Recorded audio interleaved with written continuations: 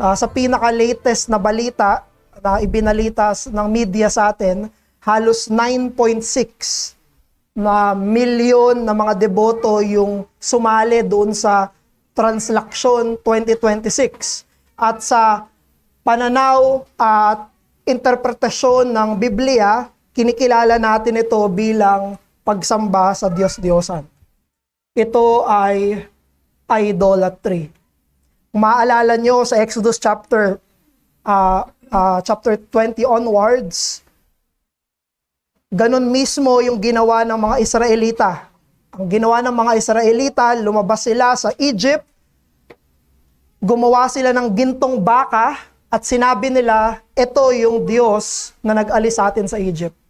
This is Yahweh. Iba yung itsura, pero si Yahweh yon. At yan ang pinaka-kaibuturan ng second commandment. You cannot put a physical interpretation or illustration of God. Lahat ng imahe, lahat ng pagpapakita, paglilok sa tunay na Diyos ay hindi sapat. It cannot compare to the glory of who God is. No? Pero pagsamba sa Diyos-Diyosan, kinikilala natin, hindi lang ito nasa anyo ng mga estatwa o ng mga litrato. It comes in many forms. Ang pinakapuso ng pagsamba sa Diyos-Diyosan ay yung pagmamahal, paghanga, at pag-aasam sa hindi naman tunay na Diyos. Kaya't maging sa usapin ng pananalapi, sa usapin ng pera, pinagtambal ito ng Panginoong Hesus sa Bagong Tipan. Sinabi niya, you cannot serve both God and Mammon. Na pwedeng maging katunggali ng pera ang Diyos. Pwedeng maging idolo o pwedeng maging Diyos-Diyosan. Ibig sabihin, yun yung inuuna, yun yung pinakamamahal, yun yung magsasakripisyo ka para doon. Ibibigay mo yung oras mo, panahon mo para doon, yun ay Diyos-Diyosan. Kaya't sa pangangaral natin dito sa series ng Vesper Sermons natin, the only answer to idolatry is none other than the gospel. Ang sagot sa idolatry, even sa pera, ay walang iba kung hindi ang Panginoong Hesukristo. Kaya tumayo tayo, yan ang tutunghayan natin as we have read before. And we will read now 2 Corinthians chapter 8 at ang babasahin natin ay verse 8 hanggang verse 11. Muli, ito ay series, last Lord's Day, verse 1 hanggang 7. Ngayon, 8 hanggang 11. Yung susunod ay hanggang 15, tapos susunod buong chapter 8. This is the word of the Lord. Verse 8. I say this, sabi ni Paul, I say this not as a command, but to prove by the earnestness of others that your love also is genuine. For you know the grace of our Lord Jesus Christ, that though he was rich, yet for your sake he became poor, so that you by his poverty might become rich. And in this matter, I give my judgment. This benefits you, sabi niya sa Corinthians, who a year ago started not only to do this work, but also to desire to do it. So now, finish doing it as well, so that your readiness in desiring may be matched by your completing it out of what you have. Ito ang salita ng Panginoon. Makaupo na po tayo. Babalik tayo sa context. Anong nangyari? Anong meron sa 2 Corinthians chapter 8? Muli, si Apostle Paul ay nag-gather ng funds. Nangongolekta siya ng funds para yun ay gagawing pangtulong doon sa Jerusalem or Judean church. Sila ay nagsasuffer ng kahirapan, famine, persecution, economic marginalization. Ibig sabihin, nahihirapan yung mga kapatiran sa ibang church. Yun yung Jerusalem church. Now, itong si Apostle Paul, nagko-collect siya ng funds sa mga ibang churches na willing na tumulong para dito sa benevolent work dito sa ibang local church. Kaya ito ay isang collection among the Gentile churches. Katulad ng Macedonia, binanggit yan sa 2 Corinthians 8.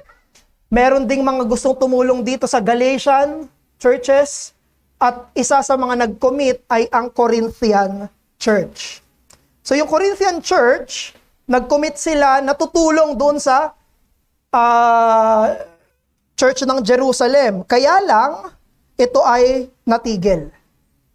Kumbaga, may nangyari. Hindi natin alam kung ano nangyari. Marami tayong pwedeng reasons based sa, dito sa book ng Corinthians. Pwedeng dahil sa na-strain yung relationship nila kay Apostle Paul. Kasi nga, sinisiraan si Apostle Paul ng mga super apostles. So, pwedeng ayun yung nangyari. Kaya hindi na nila sinuportahan yung ibang mga churches. Pwede rin naman dahil sa internal divisions, may away-away, grupo-grupo, faction-faction sa loob ng Corinthian church. Therefore, hindi sila kapag-focus sa kanilang mission, sa kanilang ministry. Ano pa? Pwede rin na dahil sa distraction na kinokos ng mga false teachers. Hindi nila nagawa yung dapat talaga nilang gawin. Pwede. So ngayon, dito sa 2 Corinthians 8 at 9, bumalik si Apostle Paul doon sa hindi nila natapos na gawain.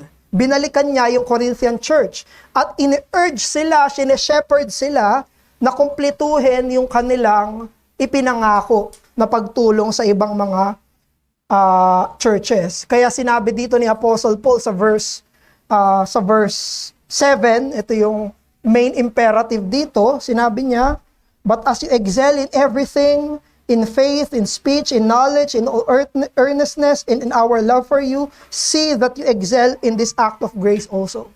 Sabi niya, lumago kayo sa biyaya or grasya ng pagbibigay. Malago sila sa iba't ibang mga Christian graces at kailangan din nilang lumago sa grace ng generosity. At habang ini-urge ni Apostle Paul etong Corinthian church, gumamit siya ng mga halimbawa. Ang unang halimbawa na ginamit niya ay yung Macedonian church. Makikita natin yan sa verse 1 hanggang 5. Binigay niya ang example yung Macedonian church. Sila ay church na sobrang hirap. They have extreme poverty. Pero sila ay handang-handang tumulong dahil sa kanilang kasiyahan sa Panginoon. Verse 1 to 5. Now, meron siyang pangalawa na example. Una, Macedonian church. Yung pangalawang example ni Apostle Paul ay ang Panginoong Jesus. Verse 9. Isa ay church, isa ay ang Panginoon mismo. Tignan niyo yung verse 9. Sinabi doon, "For you know that the grace of our Lord Jesus Christ, that though He was rich, yet for your sake, He became poor, so that you by His poverty might become rich." Dalawang example ng giving. Dalawang example ng generosity. Dalawang halimbawa ng pagiging liberal sa kanilang pagbibigay. Una, isang iglesia. Pangalawa, ang Panginoong Hesukristo. And we would argue that this is the highest motive. This is the highest example sa usapin ng pagbibigay. Walang iba, ang Panginoong Hesukristo. That the highest governing motive of Christian generosity is none other than Christ. Christology ang pinakabasihan ng generosity. Of course, bilang mga tao, kailangan natin ng mga halimbawa na tao rin. Kaya makikita nyo sa scriptures, palaging ginagamit bilang halimbawa yung mga kapwa natin, believers, mga kahit na sila ay fallen, sila ay limited, sila hindi perfect, ginagamit sila. No? Katulad ng Macedonians. Bakit natin kailangan ng human examples? Para mapakita sa atin na kahit na sa ating kasalanan, kahit na sa ating limitasyon, pwedeng sundin ang Panginoon. It is possible. Hindi siya impossible. So, ginagamit ng scriptures yan. Katulad ni Paul, ginamit niya yung Macedonian church. Kailangan nila ng real life example. Mga kilala talaga nila, sila nagawa nila to. Pero, dahil ang Kristyanismo ay higit sa moralismo, hindi lang ito tutularan mo yung iba, magpakabait ka, hindi tayo pwedeng mag-outgrow sa ating pangangailangan sa biyaya ng pagkakita sa Panginoong Hesukristo. You see, itong pinagkaiba ng Christian faith. Hindi ito tungkol sa pabait ka lang ng pabait. Hindi yon ang Christian faith. Hindi ang Christian faith ay pabuti ka lang ng pabuti. Ang Christian faith ay patuloy at patuloy at patuloy na pagiging kawangis ni Jesus. At mangyayari lang sa atin yon kapag nakikita natin si Jesus. Therefore, hindi sapat na may Macedonian church. Hindi sapat na may human example. Hindi sapat na may model ng good works. Kailangan natin si Christ. Maging sa usapin ng generosity, kailangan natin yung vision ni Christ. Dahil sa pamamagitan lang ng kanyang persona at gawa, tayo ay mababago at magiging kawangis niya. Yun yung buong Christian faith. Sa 1 Corinthians, sinabi ni Apostle Paul, kapag tinitignan natin si Christ, doon niya tayo binabago. We become what we behold. Kung sino yung tinititigan natin, sino yung sinasamba natin, nagiging katulad niya tayo. At tayo nagiging katulad at kawangis ni Jesus, hindi sa pamamagitan ng mere discipline, hindi sa pamamagitan ng pabaitan, sa pamamagitan ng pagtingin sa kaluwalhatian ng Panginoong Hesukristo. Yan ang pinagkaiba ng Christian faith sa mga moralism na mga religion. It's about the Son of God who became man to save us from our sins, and we will behold His glory. Kaya maging sa usapin ng pagbibigay, sa usapin ng pagiging generous, hindi pwedeng good example lang. Kailangan natin ang anak ng Diyos. So, paano in-encourage ni Apostle Paul yung Corinthians sa generosity? Una, ang foundation ay Christology. Pangalawa, yung resolution, of course, yun yung generosity. So, foundation, then the resolution. But even both of this, we will see, ito ay Christ-centered. So, number 1, Christology as its foundation. So, isipin nyo, dito sa verse 9, ang pinag-uusapan nila ay church funds, benevolence, pagtulong. Pero, binanggit niya pa rin ang Panginoong Hesukristo using financial language. Binanggit niya yung incarnation ni Christ, yung crucifixion ni Christ, gamit ay monetary language. Yung humble self-giving ni Christ, sinabi niya, richness yun na naging poorness. Para yung poorness natin, magkaroon tayo ng richness. Ano yung richness ni Christ? Yung pagiging Diyos niya. Si Jesus ay totoong Diyos. Si Jesus ang ikalawang persona ng Diyos. Pagmamay-ari niya lahat. Wala siyang kailangan. Hindi siya tao. Siya ay Diyos. Pero sa kanyang ebanghelyo, siya na Diyos ay nagkatawang tao. Umangkin ng pagiging tao. At yun yung sinasabi dito na He was rich, but for us, He became poor. Diyos na walang kailangan, nangailangan. Diyos na pagmamay-ari ang lahat, pero sa kanyang pagiging tao, sinabi niya, yung mga hayop ka, may tutulugan. Ako, wala akong mahimbingan. Ito yung binabanggit ni Apostle Paul, yung incarnation ni Christ. Na sa pagkakatawang tao ng Panginoong Jesus, na ikalawang persona ng Diyos, remember Philippians chapter 2. He humbled down Himself at tinuring siyang hindi isang, tandaan natin, kung ang anak ng Diyos ay nagkatawang tao tapos naging hari siya ng buong mundo, mababa pa rin yon. Mababa pa rin yon. Bakit? Dahil position yon ng isang nilikha. Pero si Jesus, nung pinanganak siya, siya ay pinanganak sa isang pamilyang ordinaryo. Mababa na yon. At tinuring niya yung sarili niya bilang alipin. Ang alipin ay pinakamababa. At sinabi sa Philippians chapter 2, namatay siya hindi lang bilang alipin.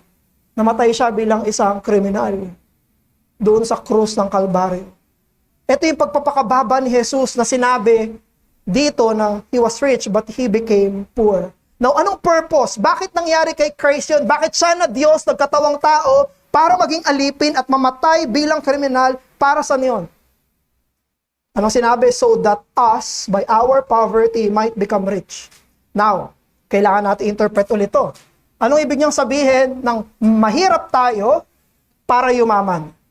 Of course, this is about our righteousness before God. Na tayo na mahirap sa harapan ng Diyos, walang katwiran, walang kabanalan. Yun yung kahirapan na binabanggit dito para tayo ay maging mayaman sa harapan ng Diyos.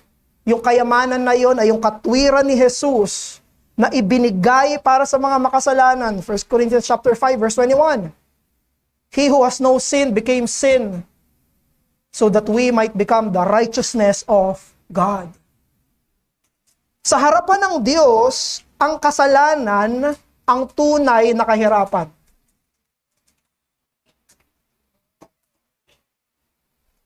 Second Corinthians 8:9. Sa harapan ng Diyos, ang tunay na poverty, ang tunay na kahirapan ay ang kasalanan. At ang tunay na yaman ay ang katwiran sa harapan ng Diyos. Yan yung nangyari. Yan yung binigay ng Panginoong Jesucristo sa kanyang pagkakatawang tao at crucifixion. That in His incarnation and crucifixion, yung self-giving act ni Christ, ang point ng lahat ng iyon was to give and provide sinners righteousness that we cannot attain. Para magkaroon tayo ng katwiran na hindi natin pwedeng makamtan sa mga sarili natin. Yan yung foundation ng Christian generosity at giving. Kung ang makikita natin na ang Diyos ay binigyan tayo ng katwiran na inyong tunay na yaman. Dahil ang pinakakailangan natin, mga kaibigan at mga kapatid, ay katwiran sa harapan ng Diyos. Yun yung pinakakailangan natin. At yun yung binigay sa atin sa pamamagitan ng Panginoong Hesukristo. Sa Genesis chapter 22, kung maaalala nyo yung sacrifice ni Abraham kay Isaac. Pinutusan ng Diyos si Abraham, isakripisyo mo yung kaisa-isa mong anak. Isasakripisyo na ni Abraham yung kanyang bugtong na anak, nag-iisang anak, pinakamamahal na anak. Isasakripisyo niya sa Diyos. At anong ginawa ng Diyos? Pinigilan siya, wag. At binigyan siya ng tupa. At yung tupa na yon ang inisakripisyo sa Diyos. At mula noon, tinawag ni Abraham ang Diyos na Yahweh Jireh. Jehovah Jireh. Anong ibig sabihin ng Jehovah Jireh? God will provide. Provision. Ang Diyos na nagpo-provide. Anong ibig sabihin ng Jehovah Jireh? Anong ipo-provide niya? Ang ipoprovide niya ay tupa. Ang ipoprovide niya ay sacrifice. Ang ipoprovide niya ay substitute. Kaya mali na gamitin yung Jehovah Jireh sa mga usapin lamang ng mga material. Na iniisip natin, God will provide. Ito yung kamalian ng mga prosperity gospel preachers at teachers and churches. Naniniwala sila na kapag naging Kristiyano ka daw, layunin ng Diyos na maging mayaman ka. Nakatadhana kang yumaman pag kaya tanggapin mo na si Jesus. Pag tinanggap mo si Jesus, yayaman ka. Kabulaanan, kasinungalingan, false teaching. Dahil ang ibig sabihin ng Jehovah Jireh ay hindi bibigyan ka ng Diyos ng kotse, ng bahay, ng extra income, ng insurance, ng savings. Ang ibibigay sa iyo ng Diyos ay higit doon. Ang ibibigay niya ay isang tupa na mag-aalis ng ating mga kasalanan at bibigyan tayo ng katwiran na totoong yaman sa harapan ng Diyos. Yan yung Jehovah Jireh. Yan yung provision ng Diyos. Ang provision niya ay provision ng righteousness. Ibinibigay niya ay katwiran. Hindi totoo yung prosperity gospel. Ang totoong gospel ay mas prosperous pa sa prosperity gospel. Dahil higit sa yaman, katwiran yung ibinibigay. Kaya kung hindi ka pa mananampalataya ngayong araw na to, tanggapin mo yung kaligtasan na matatagpuan lang kay Jesus na hindi kayang bilhin ng pera. Sa harapan at araw ng paghukom, walang silbi lahat ng pera mo sa harapan niya. Ang nagmamatter sa harapan ng Diyos, meron ka bang katwiran na ihaharap sa Kanya? That's what matters. At alam mo, yun yung pinrovide ng Diyos. Yun yung inaalok niya. Yung pera hindi tinatanggihan, yung katwiran tinatanggihan. Pera, hindi ko tatanggihan yan. Ebanghelyo, tinatanggihan. Wag. Kilalanin mo ang Panginoong Jesus bilang katwiran mo sa harapan ng Diyos. Now for us believers, mga mananampalataya na tayo, no? Ganun pa rin. Kailangan yakapin mo yung katwiran ni Kristo na ibinigay sa iyo bilang pinakamayaman mong pagmamayari. Embrace the righteousness of Christ, brothers, sisters, as your greatest wealth. Kailangan pinakamahalaga sa iyo yung katwiran ni Jesus. Ito yung pagmamayari ko, binigay niya sa akin, pinrovide niya sa akin na pinakamahalaga sa akin. Katwiran ng Panginoong Jesus sa iyo. Kaya kung meron tayong mga kapatid na naghihirap ka, you're financially challenged, huwag maging mababa ang tingin mo sa sarili mo. Nasa iyo ang katwiran ni Jesus. Yung point ng 2 Corinthians 8 verse 9 ay para tignan natin si Jesus bilang priceless treasure. Yun yung mismo nakalagay eh. That you by His poverty might become rich. Hindi ka rich monetarily, hindi ka rich materially, but you are rich before God, you have the righteousness of Christ. Hindi ka mahirap. Hindi ka kawawa. Mas mataas ka pa sa mga taong napakaraming pera na walang Kristo. Sa sobrang hirap ng mga tao na yon, ang meron lang sila ay pera. Wala silang Kristo. Alalahanin mo yung parabola ni Jesus o yung kwento ni Jesus sa mayaman at si Lazaro. Sino yung mahirap sa kanilang dalawa? Dun sa kwento ni Jesus kay rich man sa Lazaro, sino yung mahirap sa kanilang dalawa? Ang hahatol kung sino yung mayaman at mahirap sa kanila ay kung ano yung kahihinatnan nila. Their standing before God is what judges that.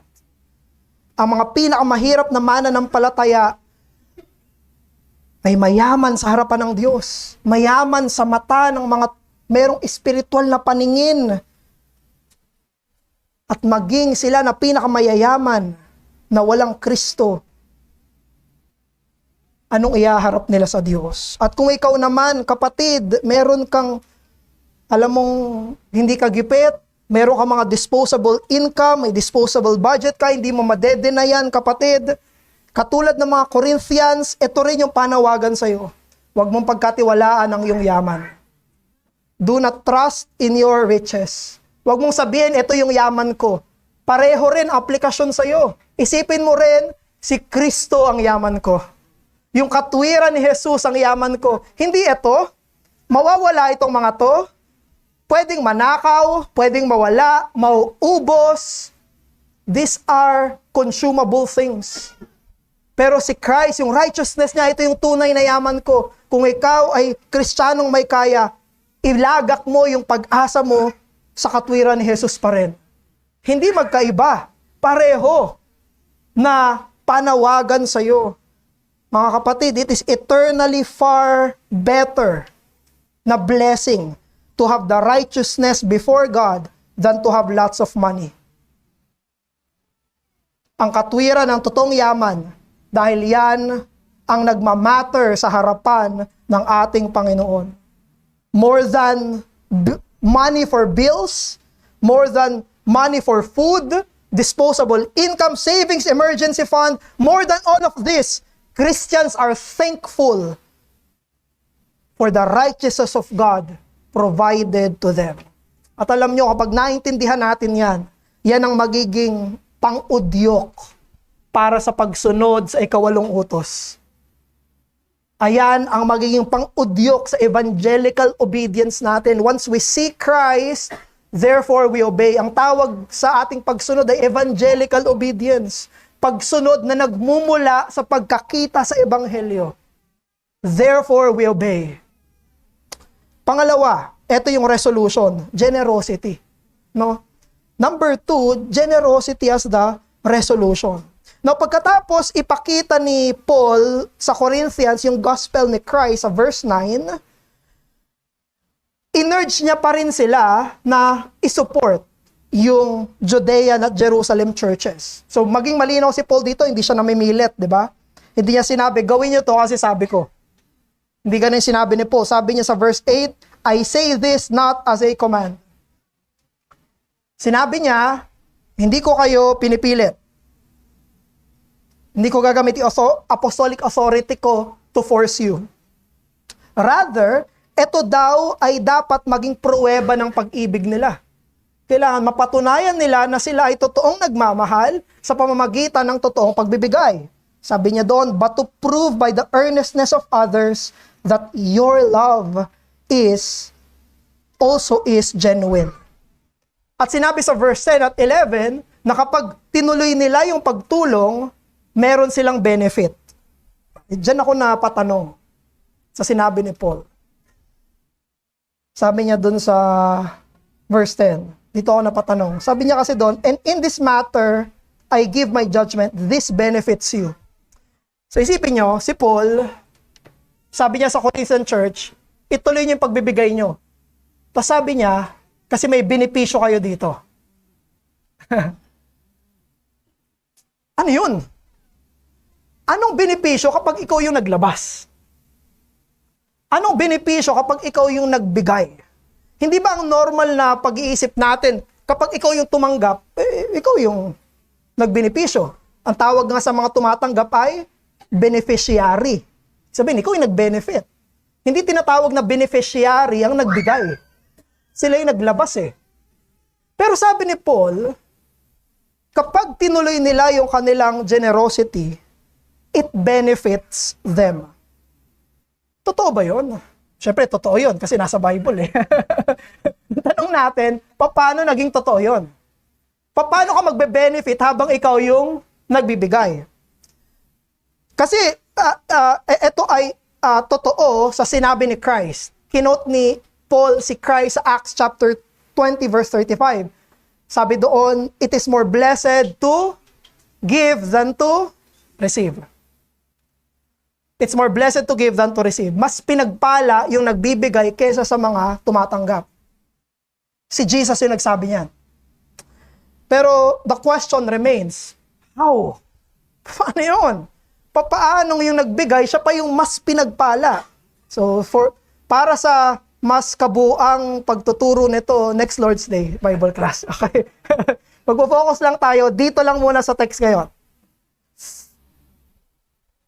Bakit ito pagpapala? Una, dahil pinapatunayan ito yung pag-ibig nila. Ibig sabihin pala kapag pinatunayan mo yung love mo, yun ay benefit sa'yo. Kinumpleto mo, pinatunayan mo yung pinoprofess mong pag-ibig. Yan mismo yung sinabi sa verse 10 at verse 11. Sinabi doon na makokompleto yung kanilang obedience kapag yung gusto nilang pagbibigay ay tinuloy nila bilang action ng pagbibigay. Ibig sabihin yung holy desires nila ay naging kompleto, holy acts, hindi na natiling gusto ko, kung hindi ginawa ko, yun daw ay pagpapala. Brethren, it is a benefit para sa mga nagbibigay dahil sila ay nasa-sanctify. That's the benefit. Ang nagbibigay ay nagbebenepisyo dahil sila ay nasa-sanctify. Let me put it this way. Ano ba ang ibig sabihin ng sanctification? To be Christ-like. That's it. So yung Holy Spirit, kinoconform yung puso, ugali, at buong pagkatao ng isang mananampalataya para maging kawangis ni Kristo. At kung tayo ay nagiging kawangis ni Kristo, that is the blessing. It is more blessed to give because it is more blessed to be Christ-like. Mas pinagpala ang nagbibigay dahil mas pinagpala ang maging kawangis, kamukha ng Panginoong Hesukristo. Kapag babalik tayo sa ating theology proper, sa katangian kung sino yung Diyos, pag tinanong tayo, sino ang Diyos, siya na nagbibigay at hindi tumatanggap. That's God. Meron bang kailangan ng Diyos? Wala. Sinabi mismo ni Apostle Paul sa Acts chapter 17, nung kausap niya yung mga Athenians sa Areopagus, ito yung sabi ni Apostle Paul sa kanila, "The God who made the world and everything in it, being Lord of heaven and earth, does not live in temples made by man, nor is he served by human hands as though he needed anything, since he himself gives to all mankind life and breath and everything." Anong point ni Apostle Paul? You cannot give God something because God doesn't need anything. Walang kailangan ng Diyos. Sa character at sa kung sino yung Diyos, siya ang Diyos na hindi tumatanggap pero palaging naglalabas. Yun ang character ng Diyos. Dahil wala siyang kailangan. Tayo bilang mga creatures, kailangan natin tagatanggap tayo. Kasi kailangan nating mabuhay, kailangan nating limited tayo. We need something to sustain us. Pero hindi gano'n ang Diyos. Ang Diyos ay palaging palabas, pero hindi na babawasan. Ganun yung Diyos natin. Sa kanyang pagka-Diyos. He can give for all in eternity at walang mababawa sa kanya. Now, therefore, kung tayo ay magmamature at mag-grow sa ating puso sa pagbibigay, we are being conformed to that character. Palabas, pabigay, pa-generosity. No? Hindi lang sa kanyang pagka-Diyos, sa kanyang sarili, kung hindi sa ipinakita niya sa pagbibigay ng kanyang anak, sa Panginoong Hesukristo. To be generous and self-giving is to be like God, the Lord Jesus Christ. Kaya mga kapatid, experientially, hindi natin maikakaila na kapag, kahit na hindi Kristiyano kahit hindi mananampalataya, tapos nagbibigay sila, out of their heart, yung hindi napilitan, yung hindi pinwersa, yung nagbigay sila, anong nararamdaman nila? Maganda sa pakiramdam. Bakit sinasabi, sarap sa pakiramdam na nakakatulong ka? Ang sarap sa pakiramdam na may naibibigay ka, na merong palabas sa'yo. Bakit? Anong meron doon? No? Because God has put in our hearts that there we will find true fulfillment. On the contrary, merong mga tao na pakabig ng pakabig, kabig ng kabig ng kabig ng wala silang ibang ginawa kundi kumabig, kung hindi sarili nila, pero their hearts are empty. Di ba ginawa na ni Solomon yan? Di ba nakita natin as Ecclesiastes? Ubod ng yaman. Kinuha na lahat. Meron na lahat. Pero bakit wala pa rin? Because what fulfills the soul is to be conformed in the image of the Son of God. Yan ang tugatog ng meaning ng buhay ng tao, maging mananampalataya at maging kawangis ng Panginoong Hesukristo. Si John MacArthur, dun sa kino-quote natin na book niya na Whose Money Is It Anyway? Sabi niya, God's example in giving us His only begotten Son laid the foundation for all Christian giving. When we give generously, we are like God. Naging katulad tayo ng kanyang character. No? Kaya sa ebanghelyo ng Panginoong Hesus, palaging duplex gratia. Palaging double grace. Merong biyaya ng imputed righteousness ni Christ, inimpute sa atin, papasalamat tayo sa Panginoon, yun ang kayamanan natin. At merong pangalawa, yung kanyang sanctifying grace. Kung saan tayo bilang totoong mga tao, totoong unique na ikaw, ay ginagawa kang kawangis, hindi nung katabi mo. Nagiging kawangis ka, hindi ni pastor. Nagiging kawangis ka, hindi nung holiest Christian na kilala mo. Nagiging kawangis ka, ito yung work ng Holy Spirit, kamukha ni Christ. Ito yung second grace, sanctifying grace.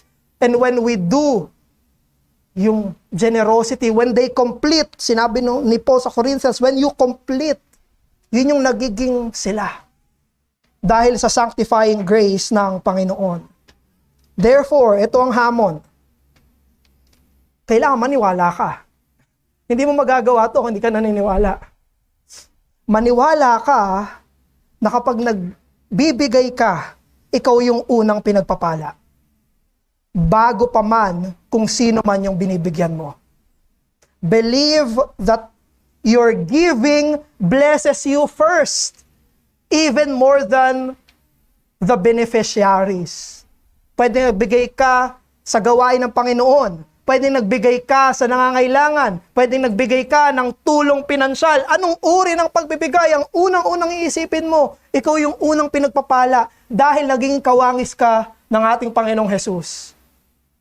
Kailangan paniwalaan mo dahil ang temptation dito sa atin,